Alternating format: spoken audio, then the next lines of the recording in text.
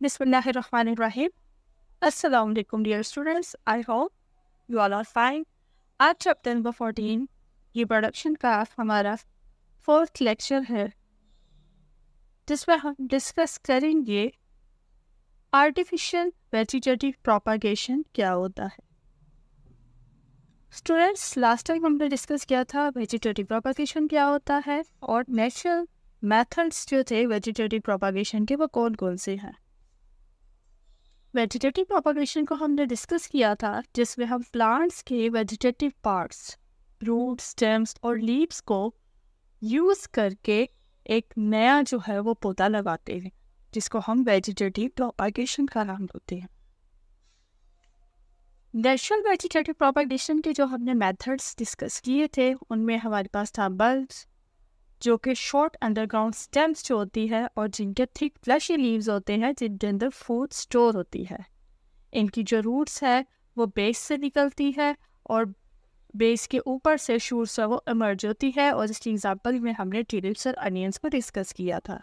Second जो हमने method discuss किया था वो था कॉम्स, जो कि स्वॉलन अंडरग्राउंड स्टेम्स होती हैं और इनके ऊपर बर्ड्स मौजूद होते हैं, और इन बर्ड्स से जो है वो नए शूट्स निकल के एक नया पौधा बना देती हैं, और इसकी एग्जांपल में हमने दशीन और गार्लिक को डिस्कस किया था।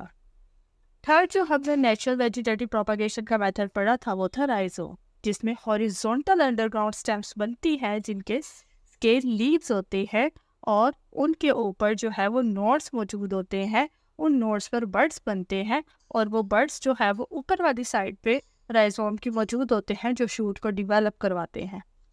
और इसकी एग्जाम्पल में हमने जिंजर, फर्न्स और वाटर लिलीज को डिस्कस किया था।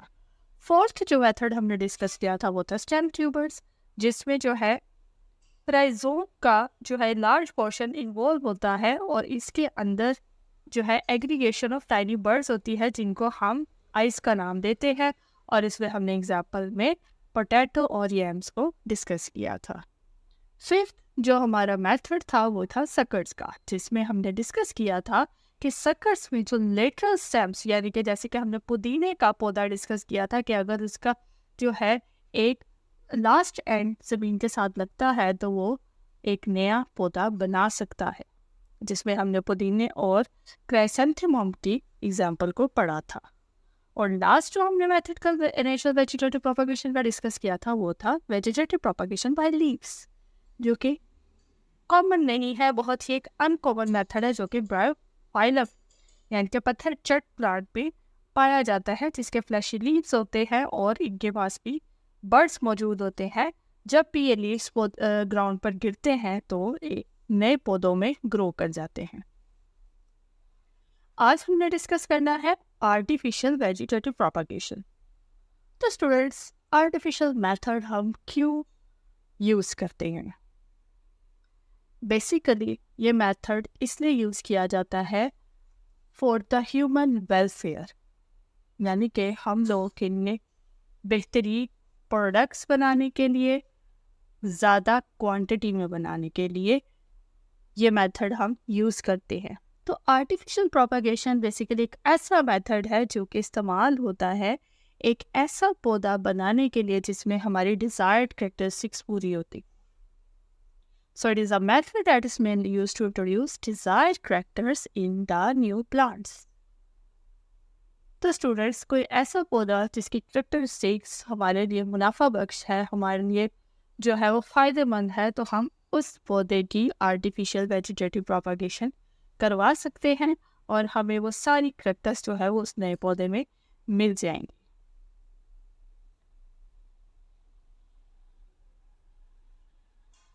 Students, artificial vegetative propagation farmers, Gardner's ये मेथड यूज़ करते हैं अपने प्लांट्स को स्टॉक को बढ़ाने के लिए, उनकी जो है वो क्वालिटी को बेहतर बनाने के लिए। तो यहाँ पर हमारे पास दो मेथड हैं, इसके एक है कटिंग और एक है ग्राफ्टिंग। स्टूडेंट्स, कटिंग का वर्ड जो है हम अपनी डेली लाइफ में यूज़ करते हैं। कटिंग किसी भी चीज़ की भी हो सकती है, जिसको हम तराश फराश भी कहते हैं, और यहाँ पे कटिंग को हम कलमकारी का नाम देंगे। इस मेथड में ये होता है कि हम किसी भी पौधे का स्टेम या रूट वो वाला हिस्सा लेंगे जहाँ पे हमारे पास मेरिस्टेमेटिक रीजन होगा। स्टूडेंट्स, चैप्टर नंबर 4 में हमने डिस्कस किया था, 9th क्लास चैप्टर नंबर 4 में हमने मेरिस्टेमेटिक टिश्यूज़ को डिस्कस किया था। ये वो टिश्यूज़ थे जो कि जिनके पास जो था डिवाइड करने की कैपेसिटी होती है। स्टूडेंट्स, हमने इसके अलावा इसकी 2 टाइप्स पढ़ी थी। ये मेरिस्टेमेटिक टिश्यूज़ जो थे वो अपर साइड पे भी मौजूद होते हैं, टिप्स के ऊपर, जिनको हम एपिकल मेरिस्टेम का नाम देते थे, और लेटरल साइड्स पे भी मौजूद होते हैं जिनको हम लेटरल मेरिस्टेमेटिक टिश्यूज़ का नाम देते थे। तो स्टूडेंट्स, हम पौधे का एक ऐसा हिस्सा लेते हैं जहाँ पे मेरिस्टेमेटिक रीजन्स होता है, यानी कि ऐसा रीजन जो डिवाइड कर सकता है, ग्रो कर सकता है। उस पौधे की कटिंग के बाद हम उसे एक सूटेबल सॉइल में और बेहतरीन कंडीशंस में प्लेस कर देते हैं। इसे ये कंडीशंस प्रोवाइड की जाती है। उसके बाद हमारे पास जो है वो रूट्स और शूट्स ग्रो करना स्टार्ट कर जाते हैं और एक नया पौधा डेवलप हो जाता है जो कि आइडेंटिकल होता है पेरेंट प्लांट के, उस पेरेंट प्लांट के जिससे हमने ये कटिंग ली थी, यानी कि जिससे हमने स्टेम या रूट का हिस्सा लिया था। जो नया पौधा है वो एग्जैक्टली सिमिलर होगा अपने पेरेंट प्लांट का। तो स्टूडेंट्स, इसमें हमारे पास चंद एग्जाम्पल यहाँ पे मौजूद है, जिसमें रोज, ग्रेप वाइन्स, शुगर कैन और स्वीट पोटैटो वगैरह शामिल है। ये प्रोसेस जो है ये बहुत से पौधे बना सकता है आसानी के साथ एक सिंगल पेरेंट से, यानी कि एक ही पेरेंट प्लांट से उसके वेजिटेटिव पार्ट्स को इस्तेमाल करके हम कई नए पौधे बना सकते हैं, और जितने भी नए पौधे होंगे वो एग्जैक्टली अपने पेरेंट प्लांट के सिमिलर होंगे। ये जो है मेथड बहुत ही यूज़फुल है गार्डनर्स के लिए, फार्मर्स के लिए। यहाँ पे आपको डायग्राम में दिखाया जा रहा है कि पौधे का एक हिस्सा लिया गया है, उसकी कटिंग की गई है और इसे एक सूटेबल सॉइल में लगा दिया गया है, और उसके बाद जो है वो हिस्सा एक नया पौधा बना रहा है। स्टूडेंट्स, नेक्स्ट मेथड जो है हमारे पास वो है ग्राफ्टिंग का।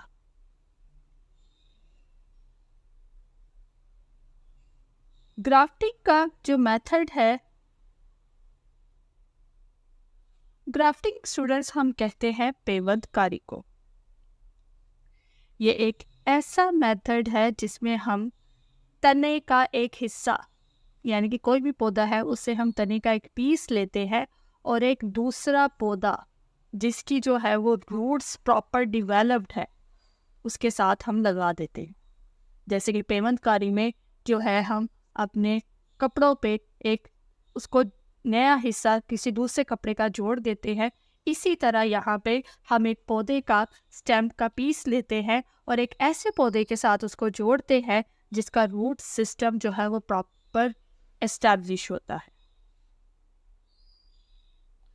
स्टूडेंट्स, जब हम ये पीस ऑफ स्टेम जोड़ते हैं दूसरे पौधे के साथ, तो इनके जो वास्कुलर बंडल्स होते हैं, यानी कि जाइलम और फ्लोएम, जो कि अटैच स्टेम जो हमने जोड़ा होता है वो होस्ट प्लांट, यानी कि जिसके साथ हमने जोड़ा होता है, उनके वास्कुलर बंडल्स आपस में कनेक्ट कर जाते हैं और जो स्टेम का पीस है वो डेवलप करना शुरू हो जाता है, ग्रो करना स्टार्ट कर देता है।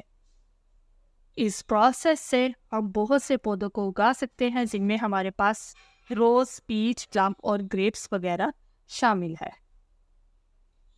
यहाँ पे आपको डायग्राम में दिखाया गया है कि एक ऐसा पौधा जिसकी जड़ें मौजूद है, मिट्टी में मौजूद है, और उसके ऊपर हम एक स्टेम का हिस्सा लगा रहे हैं और उसको हमने जोड़ दिया है।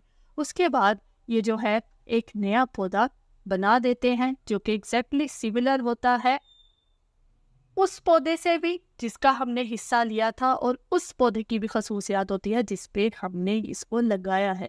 यानी कि जो नया पौधा हमारे पास आएगा उसमें इन दोनों पौधों की खसूसियात मौजूद होगी, जिसका स्टेम का हिस्सा था और जिसमें हमने इसको लगाया है। स्टूडेंट्स, नेक्स्ट हम डिस्कस करेंगे वेजिटेटिव प्रोपागेशन के एडवांटेजेस क्या है और इसके डिसएडवांटेजेस क्या है। तो सबसे पहला एडवांटेज हमारे पास वेजिटेटिव प्रोपागेशन का है, जेनेटिकली आइडेंटिकल, क्योंकि इसमें हम वेजिटेटिव पार्ट्स को यूज़ करते हैं और इसमें एक सिंगल पेरेंट इन्वॉल्व होता है, तो यहाँ पे वेरिएशन नहीं आती। तो जो न्यू प्लांट हमारे पास बनता है वो एग्जैक्टली सिमिलर होता है पेरेंट प्लांट के, क्योंकि इसमें वही खसूसियात मौजूद होती हैं जो कि उसके पेरेंट प्लांट में मौजूद होती है, क्योंकि यहाँ पे कोई दो पेरेंट्स की सीरियन नहीं हो रही, इसलिए वेरिएशन होना इम्पॉसिबल है। सेकंड जो एडवांटेज है हमारे पास, यहाँ पे हमें पॉलिनेशन की ज़रूरत नहीं पड़ती, यहाँ पे हमें एंथर और स्टिग्मा की ज़रूरत नहीं पड़ती, सिंपली हम सिंगल प्लांट से बहुत सारे न्यू प्लांट्स बना सकते हैं। थर्ड, रैपिड ग्रोथ, यहाँ पे भी हमारा वही पॉइंट आता है कि एक सिंगल जो प्लांट है वो उस कई हिस्सों से बहुत सारे जो है हमें प्लांट्स प्रोवाइड कर सकता है। इसके अलावा सीडलेस फ्रूट्स जो है हमें आर्टिफिशियल वेजिटेटिव प्रोपागेशन से हासिल होते हैं, जिसमें हमारे पास बनाना और बहुत से सिट्रस फ्रूट शामिल है। डिसएडवांटेजेस की बात करें तो सबसे पहला डिसएडवांटेज ये है कि इनमें वेरिएशन मौजूद नहीं होती, क्योंकि ये जेनेटिकली आइडेंटिकल होते हैं। दूसरा ये कि कोई भी डिजीज़ इन्हें अटैक करेगी तो इनमें कोई न्यू वेरिएशन मौजूद नहीं होती जो वो इसको रेजिस्ट कर सके, तो कोई भी स्पेसिफिक डिजीज़ इन्हें इजीली अटैक कर सकती है। नेक्स्ट स्टूडेंट्स, हमने डिस्कस करना है क्लोनिंग और टिश्यू कल्चर को। क्लोनिंग वेजिटेटिव प्रोपागेशन का एक मेथड है जिसमें क्या होता है कि एक सिंगल पेरेंट से हम आइडेंटिकल ऑफस्प्रिंग बना सकते हैं, यानी कि कोई भी एक सेल या टिश्यू लेके हम आर्टिफिशियली कंडीशन प्रोवाइड करके उसे ग्रो करवा सकते हैं जो कि एग्जैक्टली सिमिलर होगा अपने पेरेंट प्लांट का। और टिश्यू कल्चर एक टेक्निक है जो कि क्लोनिंग में इस्तेमाल होती है, जिसमें हम क्या करते हैं कि किसी भी प्लांट का कोई हिस्सा लेकर उसे न्यूट्रिएंट मीडियम प्रोवाइड करते हैं, जिसके बाद वो टिश्यूज डिवाइड करना स्टार्ट होते हैं, उनमें माइटोसिस होती है और एक मैस ऑफ सेल बनता है जिसे हम क्लॉसिस का नाम देते हैं। उसके बाद उन क्लॉसिस को एक मीडियम में ट्रांसफ़र किया जाता है जिनमें रूट, स्टेम्स और लीव्स की फॉर्मेशन के लिए हार्मोन्स मौजूद होते हैं।